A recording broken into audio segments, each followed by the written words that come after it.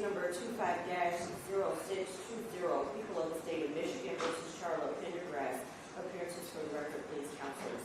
Good morning, Dominic DeGrazia, P69815 on behalf of the people. And good morning, Your Honor. For the record, Terry Johnson, P70773 on behalf of Ms. Charla Pendergrass. Your Honor, date and time set for preliminary examination, and we are ready to proceed. Thank you. Is the prosecution ready to proceed? Today's date and time set for preliminary examination in this matter. No, Your Honor, we are not going to be proceeding today. If I may. Yes, please. I became assigned to this case after the defendant had already been charged under the statute. She's charged with lying to a police officer in a violent crime investigation under MCL 750479C.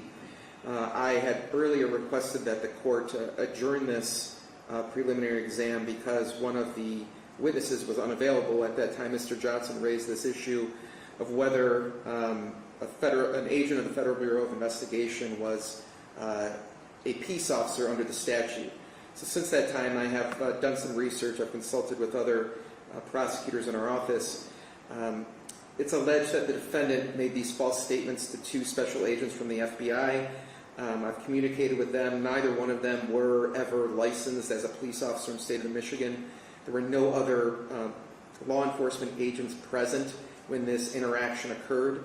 When you review the statute specifically under 750479C, parent 5, subsection B, they define what a peace officer is. A federal agent is not defined under that statute.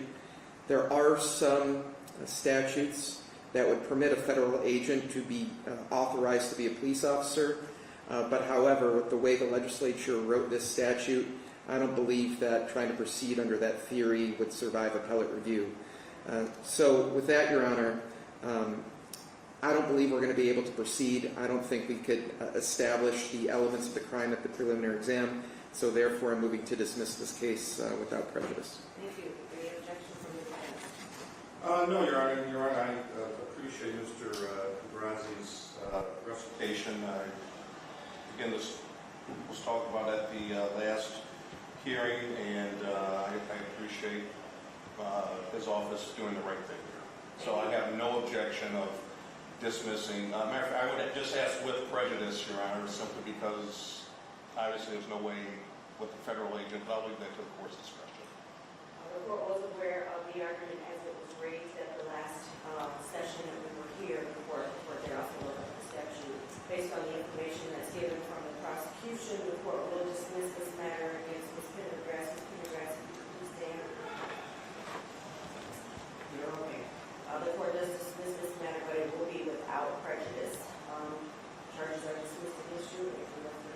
Your Honor, there's a matter of, I believe she has a tether on. Should she report back to Wayne County for that? Or? For it to be removed, yes. That was a condition of her bond. It is correct. Will that be transmitted to them, or how should I?